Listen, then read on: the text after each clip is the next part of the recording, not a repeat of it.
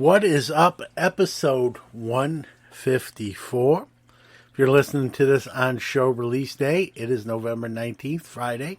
3 days ago, on November 16th, we celebrated our third full year of doing the show. Our first episode, episode 1, titled The Beginning, was launched and aired on November 16th, 2018, 3 years ago. In a few days now, and 3 years in the podcast world, it's like dog years. It's longer than that. It's ancient, if you will. But when I started that show 3 years ago, this show, said that show like I'm not on it. This show 3 years ago, had no idea. I know I've said this before, but honestly had no idea where the show was going. That episode and subsequent a few after that were recorded just with an iPhone. Not even an iPhone guy anymore, if that tells you how long ago it was. Obviously, we have new equipment, and it's 3 years later. It started out with the intent of not necessarily being an interview-based show. We see how well that went and lasted. We've seen segments on this show come and go. We've seen new segments come and stay. And we're here 3 years later, quite frankly. I'm going to do something now that I normally do towards the kind of the closing of the show.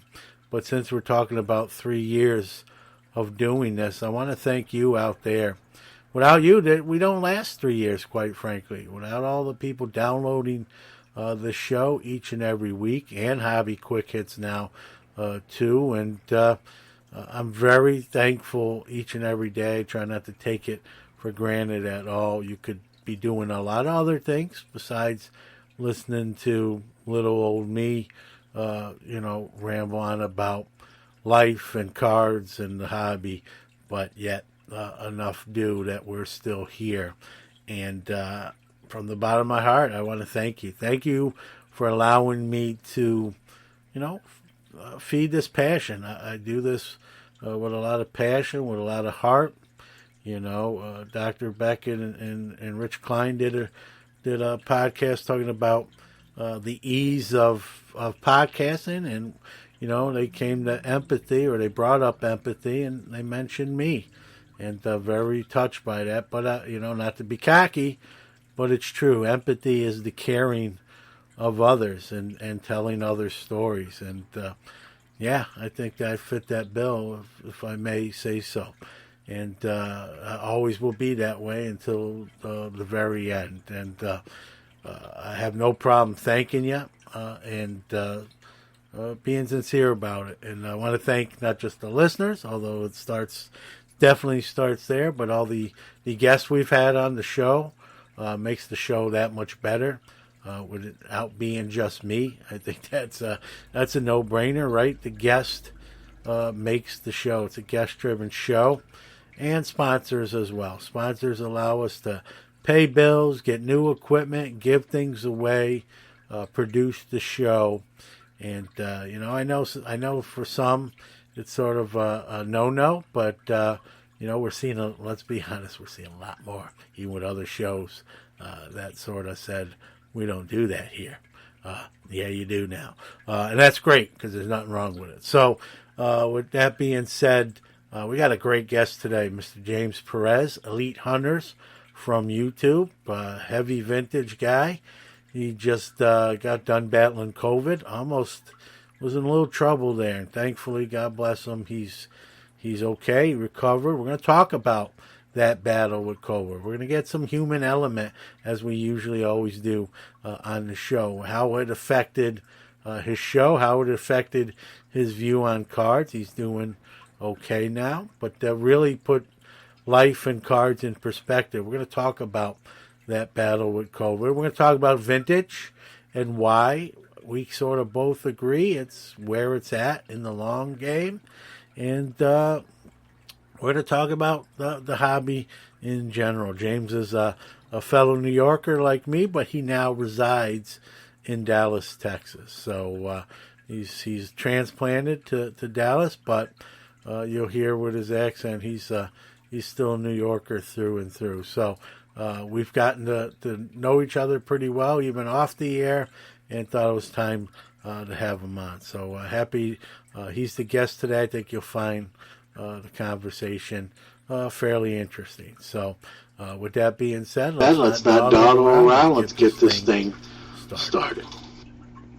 What's up, Sports Card Nation? This is Brett McGrath with the Stacking Slabs podcast. Remember, the hobby is the people. Hi guys, it's Max with the release calendar for this week. Back on the Sports Card Nation podcast. And I'd like to say once again, thank you to John for having me on here. And let's get into it. On the 19th, we have 2021 Decision Cut Signature Edition. And on the 24th, we have 2021 Panini Chronicles Basketball. And also, on the 26th, we have 2021 Leaf Metal Pop Century. This week's Sports Card Nation listener special is 2020-21 Illusions Basketball Hobby Boxes for $399 each. Message us on social @_the Sports Card Shop to get the deal. Take it away, John. The Sports Card Shop is your small-town local card shop with a global reach. Located in New Buffalo, Michigan, the shop is one of the most accessible in the Midwest. In addition to being an authorized Panini direct dealer, the Sports Card Shop carries all major trading card brands, including Topps, Upper Deck, Pokemon, Yu-Gi-Oh!, and more. With all that new wax, 500,000 singles, and showcases full of graded cards, you're sure to find something great for your collection, whether you're just starting out or a seasoned collector. The Sports Card Shop is your one-stop shop. So call us, come see us, or visit us on the web and social media. Our phone number is 269-469-0140. Website is thesportscardshop@moco.com. The Sports Card Shop is part of the Moco Retail Group, connecting sports, the hobby, and people around the world.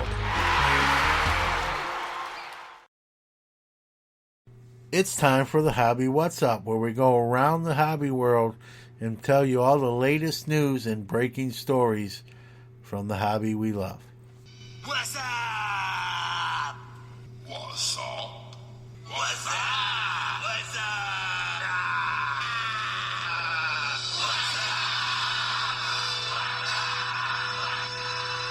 All right, probably the big story of the week, Montgomery 582 membership renewal, and then new members was this week. So on Wednesday, or I should say Tuesday, they if you were a Montgomery 582 member, they offered you renewal for $300. I did renew. I posted a poll on our Twitter page asking those who were up for renewal if they did or not. Now, again, it's a small sample size, but I think 70% said that they re-upped, and about 30% or 20-something percent said they didn't. The following day, Wednesday, they opened it up to the general public at the $600 price level. Good Lord, that's a lot of money. It is a lot of money, Chris, but hey, all memberships are sold out, either at that $600 new membership price or the $300 renewal price. And a few people asked me, do I think these are worth the prices either level? Well, I mean, it's not rocket science, you know. If you're paying $600, it's going to be a little more difficult to justify than if you're paying the $300 price. I will say this. Again, it's an exclusive club. You're going to get offerings that the general public won't. You're going to get those sets. I will say that this year's exclusive sets that you get as part of the package, this year's did not bring traditionally what they had in the past, and I got a feeling that trend might continue. Where you're going to have to make your dime is on the exclusive wax offerings. And we've seen even wax come down a little bit. So I don't think it's going to be as lucrative as it has been in years past, but it's still probably a good deal. Now, the $600 level would scare me. In other words, if they would have made the renewal price $600, I probably wouldn't have, quite frankly, have signed up. But that's just me. But enough other people did at that level where all the memberships are sold out. Rumor is PSA is going to open up their regular submission service back up here in the back end of November. The other rumor is that it's going to be $100 a card. For me, I'm not saying I'd never submit a card at $100, but I'd say I'd almost never submit a card at $100. I just, you get in that triple digit submission rate, you better have a big boy card, a real big boy card, because that's just $100 right off the top. That's chips away that ROI if you're reselling a card. And even if you're not reselling a card, it's $100 you're going to have into that card on top of whatever you paid for the card. So I like that, what I really like is the $10 card level, but I think those days, quite frankly, are over with. So I'm $20 to $25. I think that's a good price range. SGC is at that price range for me. They fit the bill for me. I'd love to see PSA come back to where they were, but I don't think they want to. I think they're looking for that higher end card. That's what they want to be known for. I think they're not crying the blues for those lower end cards that they don't really want anymore, and that's where this pricing structure is coming from. Some Panini news. The Donruss Optic Target exclusive factory sets are available. Limit 3 per customer. They are going for $149.99 a piece. Each of these factory sets will have a pack in there with 5 exclusive purple Pulsar rated rookie cards. Again, this is 2021. Okay, 2021 class. And so they're going to, chance of 5 purple Pulsar rated rookies if you open the box. And I expect, I think like everything else, I'm sure these will sell out. Panini also announced they have extended their licensing agreement with the Premier League in soccer. No terms of the deal were announced, either length or price, but rumors have it to be at least a 5-year extension. So some of the better soccer is going to stay in Panini's side of the house. Congrats to the Toronto Expo for a successful Toronto Expo after a couple years hiatus with the COVID pandemic that we're still dealing with, but the show went on and by all accounts went off pretty smoothly and did very well, and dealers were happy and attendees were happy as well. So we're kind of getting sort of back into a routine, if you will.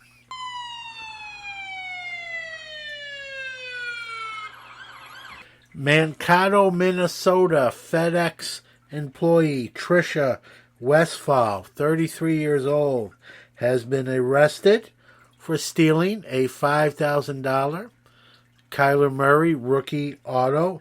No actual description of the actual card. It's just been described as a rookie auto card. She stole it from a package to be delivered to someone else. She sold it to a card store. When they found it in the card store, the owner of the LCS identified her as the seller to him, and that's how they discovered that she stole it. She gave 3 different versions of where she got the card at 3 different times. Here they are. Someone gave it to her. She found it in a gas station parking lot, and she found it in the FedEx lobby. All turning out, obviously, to be false. The correct answer, Trisha, is you ripped open the FedEx package and stole somebody's Kyler Murray. You were caught, and you did the crime. Now we'll see what the punishment will be. But the Murray auto rookie will find its rightful place with the owner, the new owner who purchased it. So, again, cardboard crime. I could do I'm not going to, but I've thought about doing a show called Cardboard Crime, where we just take like 30 minutes a week or an hour a week and just go through the week that was in like hobby capers and robberies and burglaries and rip-offs and scams. But not going to do it. I want to try to keep it a little more positive. But we are going to report these cases, some of these bigger ones that make a little more of the front page news, if you will, unfortunately, when they do occur. Sports Card Nation, it's now time to chop it up with our featured guest on the one-of-one card shop guest line. Let's go! Happy to be joined on the Sports Card Nation guest line. He's the host of the Elite Hunters channel on YouTube, heavy into vintage. So near and dear to my heart there as well. And as a gentleman I've gotten to know a little bit, through phone conversations and some texting. He lives in Dallas, but like myself, he's originally from the New York area. And happy to have him on Sports Card Nation. James Perez, welcome to the show. Hey, how are you? Thank you for having me on. Oh, thanks for coming on. Hey, so you do, Elite Hunters on YouTube. You do a lot of shows, obviously centered on the vintage aspect of the hobby. Recently, for those that follow you on YouTube and the show, you haven't been posting any videos, and there's a good reason, unfortunately, for that. Thankfully, you're doing better, but you contracted the COVID-19 virus. Like I said, you're doing better, not 100%, as you told me before we kind of started recording, but it was kind of scary there for you. What you're able to talk about and comfortable talking about, kind of talk about how that, how all that sort of backstory to that. And for those that might be, I think sometimes, James, before you, with COVID-19, unless someone knows someone that's, had it, I don't think people realize how serious, I know we see it on the news and we see obviously the worst case scenarios, but I think sometimes people take for granted until they know somebody who's had it, how serious this is. And you got a case where it was, kind of scary for you. Kind of talk about all that, just to lead into why maybe you haven't been doing shows recently before you get back on the horse again. Yeah, like you said, I didn't respect it too much because I thought it was just going to be like the flu. Obviously, it affects everyone differently. It grabbed me pretty tough. It had me bedridden pretty much for 3 weeks, and I actually had to go to the hospital twice. It did start to affect my lungs a little bit, but fortunately, we were able to nip it in the bud before it got really serious to the point where I needed ventilators and stuff like that. But I had the fever for basically 7 days straight. I've never had a fever for more than 2 days. So to just feel weak from a fever for 7 days it really knocks you for a loop. And then the next couple of weeks, aches, pains, chills, you just can't shake it. It just grabs a hold of you and lets you know I'm not going anywhere, no matter how much medication you take, vitamins, it just Yeah. stays and sticks to you, and it demoralizes you. So it's not just physically. I lost a lot of weight. You can't eat. It's just your appetite goes, and you can't hold food down. So I'm still trying to gain my strength back and some of my weight back.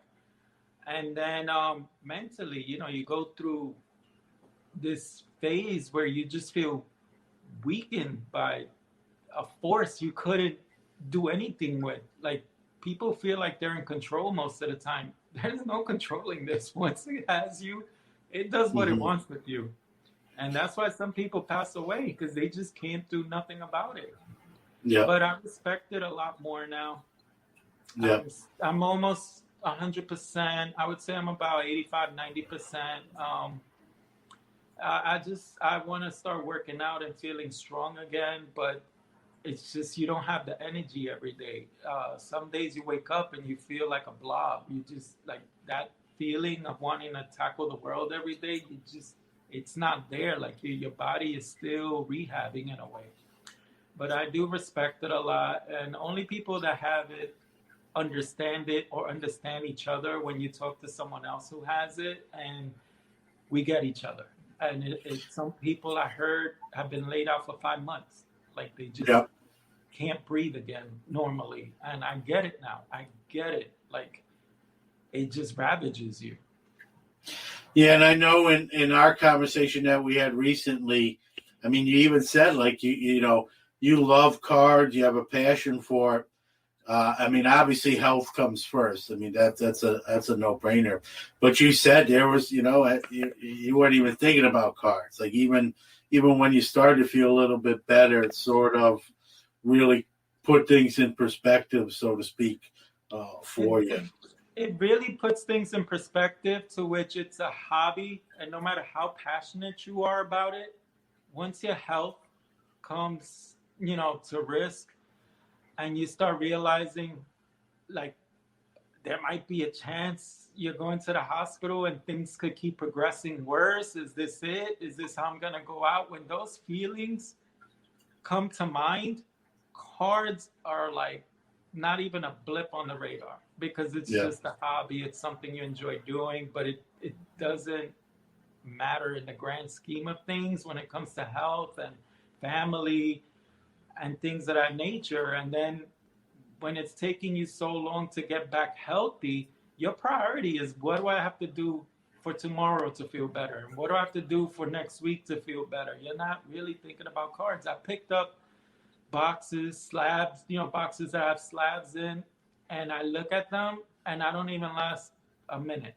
Like, it's just, I can't. It's just too many other things are way more important for me to spend time admiring cards. And I haven't been really active on YouTube. I haven't posted any videos. And supporting my friends that I've met throughout, I hope they understand. It's not that I don't want to watch this stuff. I just have other priorities right now. And when those things get ironed out, then I'll get back to doing the things I had passion for. And that's all it is. Yeah, it's a great point. And it's I've done shows. I do a smaller show called Hobby Quick Hits, and I've done a few episodes where I talk about prioritizing in the grand scheme of things. As much as we love cards, myself included, I realize I'm 48. I realize, where it ranks is a big part of my life as a former store owner, show, setting up at shows, collector, obviously. Is as much as I do all that stuff, it's still in the grand scheme of things. I'm a dad, you're a dad. Those things need to rank ahead of cards. No matter how much you're in or not into it, you got to prioritize. Sometimes it takes something like that to really put it into clear focus. And I'm glad you're doing better. I appreciate you talking about it and, talking about how serious it is. And, you're honest. You were honest when you said, hey, until I got it, I really didn't realize, like, how serious this really was. Like, I know But I think when you come down with it and dealing with those symptoms firsthand, it really hits home, like how this can affect even other people, maybe that are older, have some immunocompromised, and some obviously people unfortunately don't survive it. And thankfully you're not in that category. We're having this conversation today, and I appreciate you sharing a little bit about that. Not everyone can do that with some stuff of a personal nature, but I appreciate it. I want to step aside for a real quick break, but we'll be right back with more with James. Iron Sports Cards is your #1 source for all your PSA and other grading submissions. Their elite status improves turnaround times. Heck, they even provide the card savers. Their chat rooms provide updates on all your submissions. They also offer wax options and single cards to cover all the bases. Check them out on Facebook at Iron Sports Cards Group or on the web at ironsportscards.com, or even give them a call at 1-877-IRON-PSA. Rob's got you covered. Sports Card Nation is back with James Perez. All right, so let's talk about some more fun stuff. We don't want to make this just a medical show, but again, glad you're okay. So you talk about you big time into vintage, but talk about when you got into cards. Was it vintage from the start? Kind of talk about your progression as far as card collecting, like when you started to sort of where you are now. Well, when I first started, I picked up cards of players I remember idolizing and cards I always wished I owned. And so it was like Reggie Jackson and, some of those guys. And I didn't know if I wanted to invest so much money into cards in the beginning, but then afterwards you start seeing like what these autograph cards and parallels go for, and you start comparing it to some of the vintage cards that you have appreciation for, and you're like, I could pick up a Reggie Jackson card for $75, but Aaron Judge autograph goes for like $2,500. Like, it just didn't make sense to me, but it lessened the blow to where, all right, I could pick up a Reggie Jackson rookie card. I always wanted that card when I was a little kid. And that's the one that kind of like got the ball rolling. And then I started picking up others and others and others. And then I picked up Ernie Banks. That was like my first big card I picked up. And I think at the time it was close to $500. I could never imagine spending $500 on a card at the time. Yeah. But I did it because I always respected Ernie Banks for being one of the best shortstops that ever played the game. He has a beautiful, beautiful, beautiful card. His smile is just sunshine. He's Mr. Sunshine. But I always remember going through a Beckett grading magazine and seeing him in an advertisement and always thinking that was like a epic looking card for whatever reason. And when I picked that one up, then it got serious. It was like, that's the bug got me, and I just started vintage hunting and doing research on, key cards in the 50s and the 60s and the 70s, and it just started taking a life of its own. And the rest is history, as they say. Is there? I'll put you on the spot, James. Is there a card right now, like on your bucket list or your great, people call them grail list and cards? Is there a card? I know you mentioned the Banks was sort of that card. Reggie, cards, our want list and need list changes, all the time. But is there a card now that like, hey, I don't have this. It's not going to necessarily be cheap, but it is a target for me at some point. You got one of those? Okay. Not in any order, but I will tell you, Ty Cobb, T206 or T205 card. Yeah. That one slipped me by before the pandemic, and I regret not buying a Ty Cobb card at that time because I fussed over $100 difference. I was haggling with someone, and that $100 is costing me thousands now. That card is so expensive now, and I'm like, I cannot do this card right now. Like, I'm either Yeah. gonna have to sell off cards I'm not attached to justify that pickup. But I did pick up an American Caramel Ty Cobb, so that kind of like took away the yearning for it so much. Yeah. So I Yeah. do own 2 Ty Cobb cards. It's just not his early playing day Ty Cobb, so he's still on my bucket list. Joe D, whether it's a 36 Worldwide Gum or the 38 Heads Up. And this is like holy grail status. Josh Gibson. If I could pick up a Yeah. Josh Gibson card, that would be a big time holy grail card. I mean, I do own the 52 Mantle, so I did scratch off a holy grail per se, but that Josh Gibson for scarcity, I would Yeah. really do flips on that one. Yeah, and he doesn't have a lot of cards too. That's the other thing, as you well know. So yeah, that's and listen, I can relate to kicking myself for not making deals at the time. There's my card that would fit that description. Most people who listen to the show know before I even say it's going to be. I'm a big Jackie Robinson guy, being from Brooklyn. So the 48 Leaf.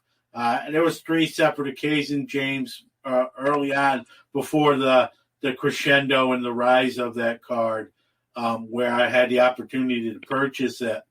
And I just kind of had like some other things going on. And I'm just like, I'll get it another day. Like it'll be there when I'm ready to pull the trigger.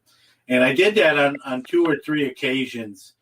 And when I finally wanted to really pull the trigger, that price that it was at, no longer existed. It went on to a whole nother level, as we both know, and anyone that's in the vintage, where it became, I mean, even low grade copies, 1 or 2 graded are still very expensive. And it's one of those where, man, if I could go back in like the DeLorean, with Back to the Future, I would go to all 3 of those occasions and tell myself, like, you better purchase it each and every one of those times for what you were being offered it, and you said no, or you're balked. And you learn, sometimes you learn the hard way. It's still on my list. Whenever I go to a big show, I kind of look for it with the thought, like, a low grade copy. If it hits me right, the price is fairly reasonable, but it's getting tougher. And we've seen a little bit of a market dip, a market correction, but there's some of these cards, as you well know, especially on the vintage end, are sort of dip proof. These cards don't, no matter what the rest of the market's doing, these cards are sort of in a different atmosphere, and they still don't really drop in accordance. And so I guess my question, I know you like you said, you've been out of it a few weeks, but even before that, we have seen some prices drop, even in vintage, especially on the newer, the ultra modern, if you will. But the vintage market's been affected too. Some cars, obviously, some are sort of in that era, like the 48 Leaf, and others. Your Cobbs you mentioned too are probably unaffected by that. Have you noticed that at all? And some of your thoughts on it? You think that's just just kind of a bottoming out where it'll go back up again? Where do you fall on that side of the aisle? Well, I just feel like every time seasons come and go in all sports, like that's where you see people ignoring certain cards and they figure they'll come back to them, and then they spike back up and then they go down. So that's one thing I noticed.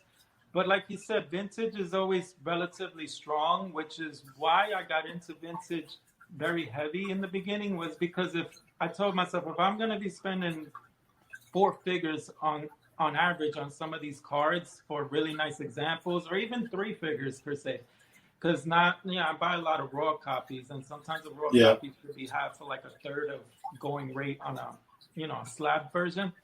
But I had to justify to myself that it wasn't a fool's gold type of investment per se, and that's why I always gravitated to vintage, because I always saw that they were pretty much stable per se. Like they would dip, but not as much.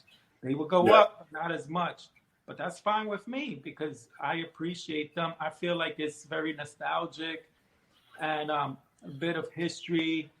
I feel like I'm holding artifacts sometimes when I look at my collection, especially with the pre-war cards. I just feel like these things should be in a museum and I own them. Like, it's an amazing feeling. But I always felt like vintage is stable. I have noticed some cards, go a little bit down, like you said, but not much, like 100, 200. When people talk about Giannis, that card was like 7,500 and then it's down to like $4,000. Like, that's a big swing. And it's a guy who just won the championship. Like, I don't understand why he's, dealing with so much volatility, but, that's how it is with modern. But I just feel like it's a safer route to go if you're going to throw money at certain cards. Time for another quick break, but we'll be right back after that. Hey everybody, have you heard about Collectible? It's the one-stop shop where any collector can buy and trade affordable shares in some of the most rare and valuable sports cards and memorabilia in the world, starting from just $5. From 1952 Mickey Mantle PSA 10s and Wilt Chamberlain's iconic rookie uniform to one-of-one Patrick Mahomes RPAs, rare LeBron James logo mans, and everything in between, Collectible is creating never-before-seen access and opportunities for all. Let's grow the hobby we love together. Please note this is not a recommendation or solicitation to buy any security. All investment decisions should be undertaken after doing your own research. We are back with more from James Perez. And one thing, and I know you'll agree with this being a vintage guy. One of the things I love about vintage is let's be honest. There's just less of it, quite frankly, which is makes the chase and the hunt all the more to me special. There's not as much. You go to a show nowadays. You've been to plenty yourself, as have I, right? And I sell a lot of ultramodern. I'm not trying to bash on it. It's probably a good percentage of my sales as a show dealer myself. I get it. But, and walking around as a consumer, you just see so much of it. There's no real shortage. I know there's parallels and numbered to 10 and 1-on-1. I get all that. But there's really, with the cards in the boom, we've never had as many collectors as we do today. Very little is getting destroyed or thrown out as those vintage cards did, and bike spokes, and kids going to college, and the parents getting rid of the cards, and there's just a lot less of them. Then you get into the grading aspect to find higher grade copies of a lot of those class, cards is even another challenge. And, there's something to be said about, I'll use Luka Doncic, for example. If someone says, hey, I want to buy his rookie card, you've got 300 choices. Which one, right? From, low end, if you will, to all the way to RPAs and higher end stuff, $1 million Lucas that sold this year. But when you think about vintage, like you mentioned, the banks, the Jackie, for me, they have that one rookie card, for the most part. I know there's some exceptions to that rule, but in general, even those old time players, those vintage era players have one card that's viewed as their first ever card, and it's very clear what it is, and makes it a lot easier. Not easier on the checkbook or the bank account, but there's no confusion to when you want a rookie card of Reggie, Ernie Banks, Jackie Robinson, Al Kaline, Mickey Mantle. You know which card it is. It's very clear, and if you don't know, someone can point you in the right direction. In today's modern age, like I said, a rookie today would have, 200 to 300 different options to buy. Even if you wanted to get every one, it's almost impossible. And there's something to be said about that. It's why I like vintage. It's why I tell people, I understand if you maybe don't know, someone younger, maybe you don't know all the players in the same vein that me or you do, do your research and find out who you like and do some vintage in some shape or form. I think it's just, I don't know. I think it's sort of, I recommend it, which leads me into my next question for you. If someone was new, says, hey, James, I want to get into vintage, but I'm not as experienced as you are. You know your stuff. I'm starting from the ground level. Give me your best advice. I'm not broke, but I'm also not rich. I'm that middle class collector, so to speak. I want to start a vintage collection. What advice would you give such a person that came to you and said, hey, where do I start? What do I do? How do I do this type of deal? Well, with vintage, my advice would be basically do a little research first and foremost. So like that, you have an idea of what you want to chase. Create a checklist. I would say go for what speaks to you. Is it Hall of Famers, Cy Young winners? Is it players from your team? Hitters, pitchers? Find out what speaks to you. When you're going to enjoy looking at the card and chasing these cards, what's going to give you pride in just looking at your collection as a whole and make you feel good about it, like you invested your money in something that you're happy with?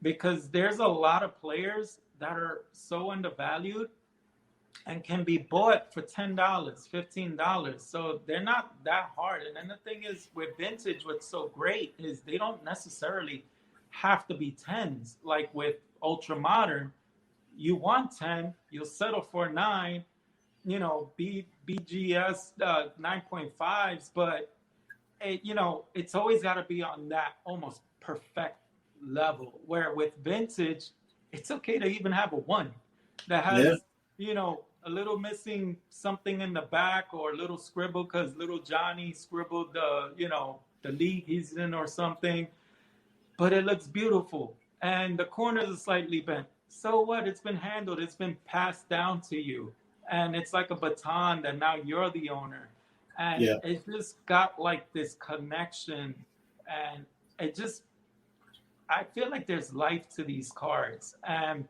your research, your budget, you need to factor what you're willing to get into. Because when I got into making mantles, that was a rabbit hole that really snagged me. I wanted to try to complete the run, and I have, I think, 11 of the run. But they could really cost you. Certain cards are like, whoa. The 56 was my most recent mantle. No, 57 I just picked up. But I had to buy a raw one that looks like it might grade a 3 or 4, but it looks really sharp. And I finally found one for a reasonable amount. But that car was in the 500 range for a while. And then, like you said, like the market came down a little. With that one, I was able to get it in the 300s. So I was like, great. I waited, and now I'm benefiting. So, but 300, that's an average price for a mantle, and it's an ungraded one. Like I could buy an Ernie Banks, 56 or 57, and they're going for like $30, $40. So you could get a nice collection going with a lot of these players, Hall of Famers, Immortals, and you could have a nice collection for not too much. It's a cool collection. Just do your research, figure out what speaks to you, really create a checklist that you're going to enjoy. Find out your prices, your price points for what type of grade you're looking for, and figure out what you're comfortable with spending for a certain key card. Is it 100? Is it 500? Does it need to be slabbed? Are you comfortable with buying raw? And if you buy raw, make sure you buy a couple common examples. So when you get that raw one, you have something to compare it to. Put them against each other. Make sure no one trimmed them. Make sure the card stock is right. And just do your diligence. Don't just throw money at it. Like, it's okay to take a month and do a little research and do it slowly. That's not a race. Just take your time, enjoy it. You start to realize your lane will create itself, and what speaks to you will create itself. Once you start, dabbling with this, dabbling with that, and next thing you know, you're not looking at those cards as much as you look at the other ones. It's because that's what speaks to you. Is it home run hitters? Is it average hitters? Is it players from your team? You'll start realizing what it is that speaks to you. Great advice, James. The other thing, and you touched on it too in what you said there, don't be afraid to ask someone who knows that you trust. Ask questions. There are no dumb questions, right? Just the ones, the old cliche, just the ones you don't ask. And, you also touched on something else that, whenever I get a vintage card in, that's going to be a card I PC and keep, that's not going to go out for sale. When I'm holding that card, I think, what's the history of this card? Who owned this? What city was this card in? Obviously it's here with me now, but it was with how many hands did this pass through before it got to me? Where did those people live? Who were they even? Do they collect cards now or just at the time and they're not in it? No, all these just crazy questions when you look at a card, the story behind the card. That's how my mind sometimes works. And, we don't always get the answers to those, but it's still fun to kind of think about where that card's traveled, from what state to, like what here with me, it'll be in New York, but what state was that in prior?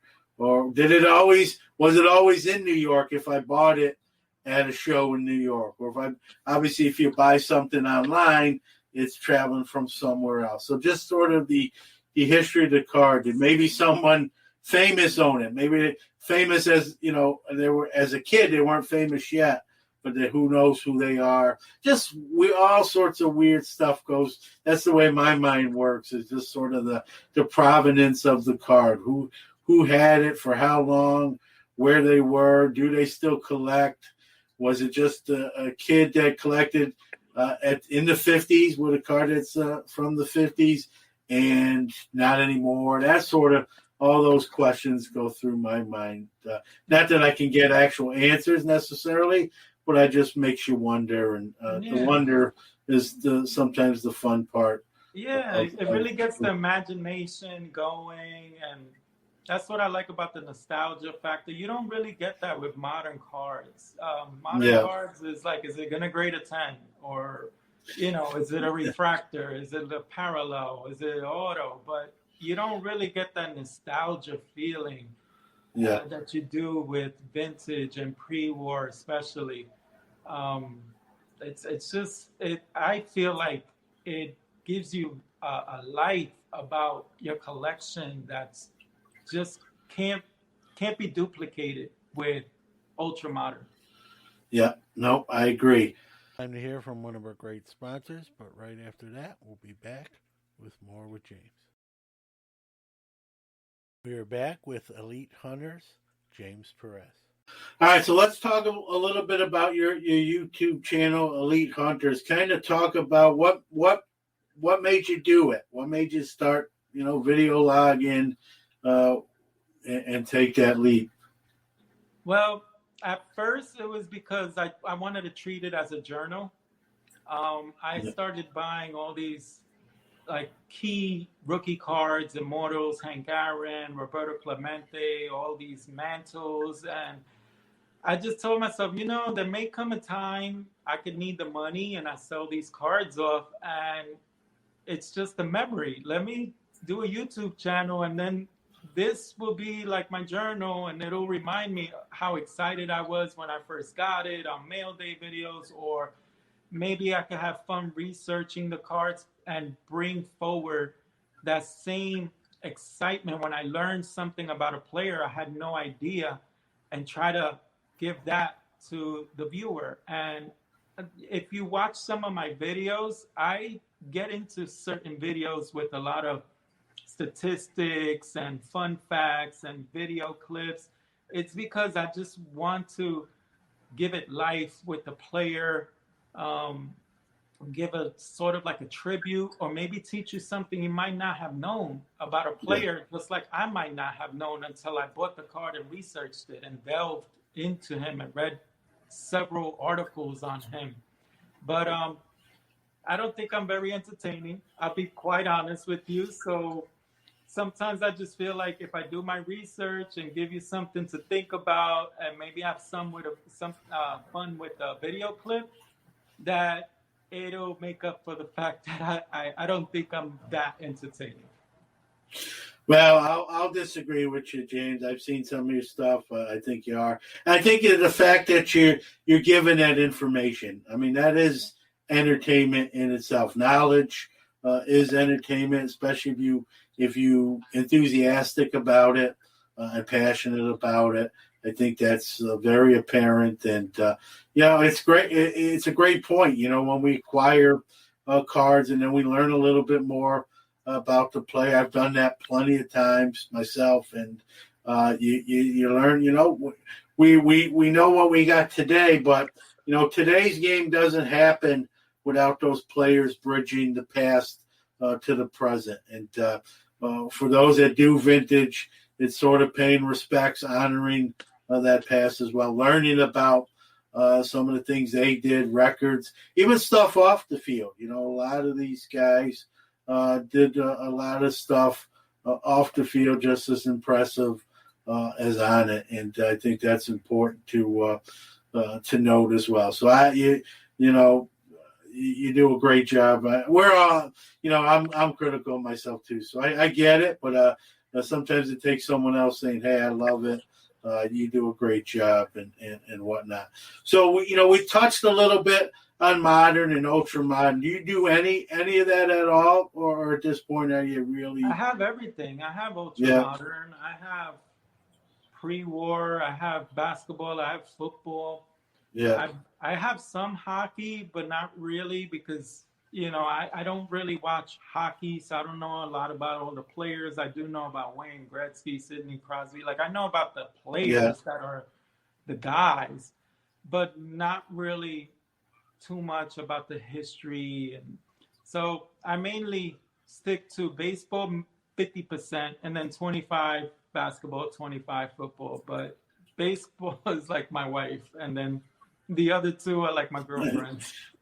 I like that analogy. That's funny. Well, I got to ask you this. You do current stuff. Obviously, you do vintage stuff. Being a vintage guy, what Topps means, especially to the baseball side of the hobby. 70 years of history there. Yes, they're not perfect. I know they have their moments where we can armchair quarterback some things and how they operate. I get it. You obviously heard the news like everyone else with Fanatics getting that license here in a few years. Just two-part question. I guess number one, your initial reaction when you found out that news, especially as I'm a New York City kid. Topps has a special place in my heart. It's the first pack I ever opened was a 79 Topps baseball. And so kind of what you thought when you first heard the news initially, and what are you thought, now that it's sort of settled in and other stuff has come out since then, how do you think this plays out? So two-part question, your initial gut reaction and what, now that sort of it's settled in, how do you think this all plays out? My initial reaction was what just happened, because Topps is predominantly what I know cards to be. So to say there's only a few more years left of Topps and it's all I've known, it's the benchmark for cards, it's like, what just happened? It's like the rug got swept out from under me. And like you said, it's what you knew from a kid. It's the only thing you knew. And as far as what's going to happen in the future, I think it'll be fine. I mean, it's the players, it's the sport. It's not the brand that the cards are. Upper Deck comes out, we fall in love with it, then it phases out. Donruss comes out, we fall in love with it. One of my favorite rookie cards, Don Mattingly. But Yeah. no one collects Donruss right now. It's just, it will be fine. It's just the shock that they just basically monopolized card collecting when they made that power move. And we couldn't believe that Topps didn't want to like pony up the money to still be the baseball kings. But Fanatics, I don't know. They probably have some smart people that maybe they'll change the game in a way where like Prism took over basketball and football cards. Who knows? I'm not going to be so judgmental or cross them off before we see what they're going to do. I just hope they respect the hobby and the way we respect it, and they don't mess it up. I'm going to hope for the best. Yeah, that's all you can do. We can't do anything about it. You know, in Topps' defense, I don't think they really, if everything is true, James, I don't know if they had an opportunity. It sounds like the Players Association and the league sort of negotiated with Fanatics quietly behind the scenes, and sure there were some issues with Topps that led to that. So, you know, in Topps' defense, I don't think they really had an opportunity to even, let's say, match whatever that offer is. You know, Fanatics gets a 20-year deal, according to reports. That's, to me, way too long. That's a long time to just give someone that's never done cards in this fashion before. But, you know, that's what they did. Nothing I can do about it. Like you said, I'm going to take a page from your book. It's still about the sport. It's still about the players that play the sport. I hope Fanatics is respectful to the collectors and does the right things with the collectors in the forefront of their mind. And I know it's a business. I know it's about money. Let's not be naive. Anyone that says otherwise is not being either doesn't know or is not being is being disingenuous. And I get that. I understand that. But we're the consumer, right, as collectors. And I just hope they keep sort of our best interests as best as they can. Also, as part of that equation, as well as the money-making equation. Well, like you said, time will tell. We'll have to wait and see. As something I always say on this show, James, too, is as consumers, we hold the hammer, right? If we don't like a product, if we don't like how the company's doing business, what can we do, right? Not buy the product. Send a message with our wallets and purses and bank accounts. And I think sometimes as collectors, we forget that we can wield that kind of wand. And, if for some reason Fanatics doesn't do a good job or, we don't view it as good product or good job, we can do our talking with our money. And I hope we don't have to.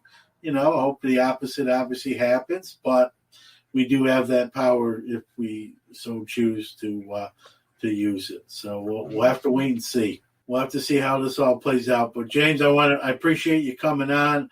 I'm glad you're feeling better. Like you said, not 100%, but little by little getting there. Maybe we'll see some videos soon. But like you said, health comes first. You got to put priorities in order. But for those, hey, the videos that you made are still there. So while you haven't done a new one recently, people maybe haven't seen it, can go catch all those. And the one thing with your videos, it doesn't matter how old they are. There's still you can watch them and learn stuff. It doesn't matter when they were uploaded. For those listening that may not know, tell everyone where they can find your channel and your videos. You could go to YouTube, and you can find me at Elite Hunters with a space between Elite Hunters. And hopefully you watch a few videos and feel inclined to subscribe. I just try to have fun with the cards and share with you my experience. And I'm just a guy who's passionate about cards and the nostalgia factor. Even like with boxing, I collect a little bit of boxing. Yeah. Just like baseball, it spans from now all the way through the 1800s, and you'll find cards. Like I just love cards. I just love having that little piece of history in your hand and saying you own it, and it's just a cool feeling. I love it. Yep. I say there's, the two best things you can be in this hobby is an advocate and an ambassador. To be an advocate, you got to be passionate. It's got to shine through that you love this hobby. You're a great advocate. And an ambassador is someone who shares their knowledge, is there to answer any questions someone has, and spread hobby love, and you do that as well. So you're a great advocate and a great ambassador. I try to be the same, and we need more of that as much as we can get. So keep doing a great job. When you're ready to do more videos, I'm sure there'll be. I know I'll watch them, and hopefully a lot of other people. But like you said, health comes first. Get back to 100%, and hopefully we'll see some more Elite Hunter videos soon. It'll come, hopefully sooner than later, but I've been trying to get the wheels turning on that aspect. It's just a little bit of time. That's all I need. Yeah. Well, no rush. And like I said, the stuff that you have there is evergreen, where anyone can watch it at any time and still learn and be more knowledgeable. And that passion comes through no matter what. So thanks again, James. And I'm going to get back to Dallas here, hopefully sometime soon here with the new year approaching, and we'll hang out at the Dallas Card Show. Likewise. Thank you for having me. This was fun. It was a long time coming because we talked on the phone for a little while. And it's been a long time coming. But thank you for having me. It was fun. And can't wait to hopefully do another one. We'll do it again. Maybe, like I said, when I get there, we'll do a live one in Dallas. That'll be fun. So that'll be fun. All right, James. Take care. Thank you. Greg Morris Cards wants to buy your cards. A long-trusted name in the sports card business, Greg has been buying sports card collections for over a decade now. Any sport, baseball, basketball, football, or hockey, in any era, vintage or modern, will do. Just no junk wax error sets, please. To learn more and to sell Greg Morris your cards, go to www.gregmorriscards.com. Fill out the consignment sale request form, and someone will get back to you on how to get cash for your cards. Also, if you're a dealer looking to sell your collection, Greg Morris wants to talk. Plenty of dealers use Greg Morris' massive eBay platform as a way to consign their cards. Take advantage of Greg's experience in the hobby to get more bang for your buck. I know the chunky that left these chunkies. Newman! Open the door, Newman. I know you're in there. Sports Card Nation. All right. It's time for Newman's Rambling, where I select one question I get each week and answer it on the air. John, you seem like an astute man. Thank you, Mr. Walken. Maybe you can help explain something to me. Well, I'll give it my best shot. All right. Today's question comes by way of Instagram. The user or the Instagram person that DM'd me this asked that I not use his handle. So I will respect his privacy and talk about the question without saying his username. So he asked me, he says, sometimes I get frustrated and I think about getting out of the hobby. I'm curious to know, with you and your experience in doing all the shows, have you ever thought about leaving the hobby? Good question. It's a question I sometimes ask other people in the hobby myself. I don't think I've ever asked that on the air. So I don't think you heard me ask that. But let me answer that since you asked me. First off, before I answer it, I know I'm dawdling here. I know in you asking me, you mentioned, you've gotten frustrated a few times and thought about leaving the hobby yourself. So I will say this, and I've done shows on these. I'll keep this answer short and sweet, right? We get frustrated, we get upset sometimes, but we can always pivot. Remember that. We can always do something different in the hobby. So if one thing isn't enjoyable anymore, we can do something else. There's always an avenue to drive down if the street we're on is not enjoyable to be driving on anymore. So always look at maybe pivoting rather than getting out. That being said, let me answer the question you posed to me. Have I ever thought of getting out? Man, I will say this. When I kind of sold out to my partner in the store, I was doing some shows, traveling, playing softball still, doing that sort of thing. Wasn't married yet. I think when and if my memory said, when I first got married and I had my cards, I was still active, but I wasn't super active. The thought entered my mind, but I will say this, not seriously. The thought just crossed my mind, kind of probably what we all think about, right? If I sold all this stuff that I have, how much money would I get, right? We always think that. So I would probably say really not seriously. I'm always selling, whether it be at shows or online sales. So I'm always constantly transacting. But I think we've all had that thought, like, hey, if I stop buying stuff right now and just put everything I own on an eBay, 7-day auction, everything, what would I get? So I'll say that. Now, there's a second part to my answer. About a year and a half into this show, I really thought about, everyone that does sports card podcast do it, have cards, right? They're collectors, they're dealers, they're show dealers, they're sellers, or they're collectors, right? But I thought to myself, there's no one doing this that doesn't own cards of some sort.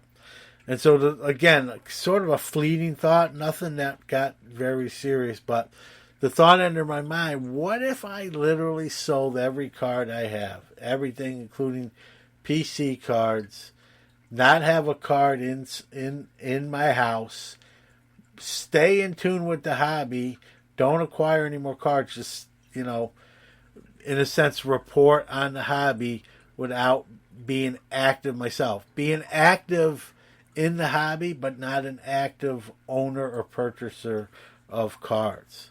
Kind of hobby pure and sort of being able to report on stuff with purity and, I thought about that. Not seriously. I mean, I wasn't going to do it, but the thought entered my mind about doing that. Maybe making the first claim, right? I don't own one single card anymore, but we'll be here every Friday, right? For the 2 cents that would have been worth. Obviously, I didn't do it. I'd probably never do that. Not for that reason anyway. But I think we're all guilty of saying, man, if I sold every card I own, what kind of money would I have at the end of that tally, right? But no, I've never thought of getting out. I had a 3 to 4 year sort of hiatus, pause, when my son was young and I was coaching. So that was about from, I'd say, 2008 to 2013. I still had my stuff. I didn't get rid of all my stuff. I just kind of paused getting new stuff and just had what I had and wasn't active, right? Then my son turned 13 in around 2013, and I started to teach him a little things and got active again, and ever since then till now. So now the short answer to your question is not seriously, but we've all have where our mind goes, hey, what would I have if I got rid of everything type of deal. And like I said, I had the show idea, like, hey, I'm going to sell all my stuff and still do this podcast without owning a single card. It was more of an absurd thought than a closer to reality thing. And so, the answer is no. But I have thought, I talked about this on my mortality shows, what is the end game, right? I've done shows about this. Is it, make it to 60, sell everything and cash in or cash out, so to speak? Is it give everything to my son and let him reap the rewards, right? It's a lot of decisions when it comes to the end games with your inventory, right? Not just me, but you out there as well. And I'm going to be honest with you, I don't have that answer yet. And each day that goes by, let's not to be morbid, it's one day closer to needing the answer to that question. So there you go.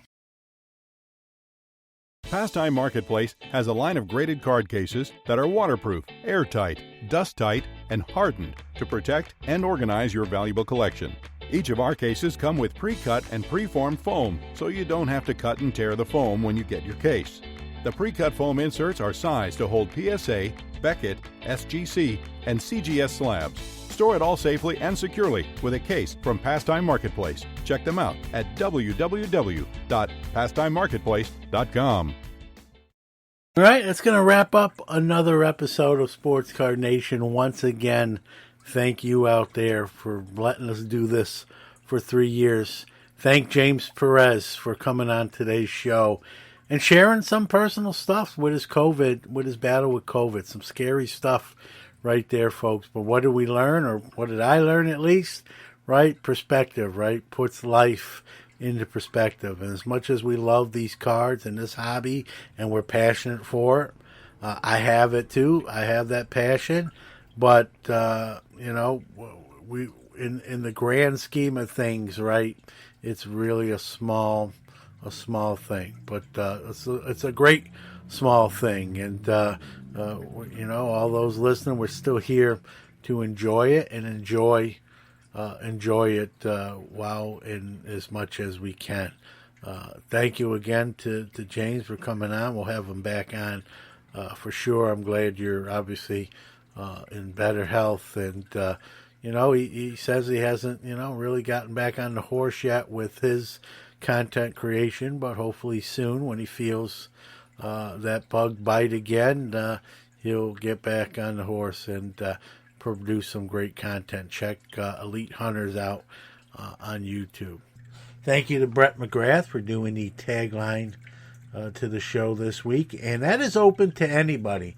If you want to kind of say, hey, this is so-and-so, and always remember the hobbies of people, we are taking those, and we're putting them on the show in the order we receive them. And it's a way to be part of the show, and it's a way to live that tagline, right? To walk the walk and talk the talk. If the hobby is the people, like we say it is, anybody should be allowed to participate in doing that. So if you want to do an audio clip, MP3 or MP4, saying your name or, where you're from or a show you're on, and then the hobbies the people line, record that and send it to sportscardnationpc@gmail.com. That's sportscardnationpc, short for podcast, at gmail.com. Go ahead and record that, send it to us. Again, we're putting them in the order we're getting them. I would try to let folks know what episode their soundbite is appearing on, but love to have you be part of the show, whether you're a collector or a CEO, and anywhere in between. We're all part of this great hobby. All right, folks, that's going to be it. A couple programming notes. Another hobby quick hits on Monday. We'll be back on this show on Friday, scheduled to appear. Kyle from Wax Museum Podcast. Remember, Hobby Hotline now on 2 nights there as well. Saturday mornings 11 a.m. Eastern, and Tuesday nights, 9 p.m. Eastern. We got a lot of new hosts, so a lot of different views and opinions, and we'll be bringing it to you for 2 nights there. So with that being said, we hope we're doing okay. Enjoy the hobby, and remember, the hobby is the people.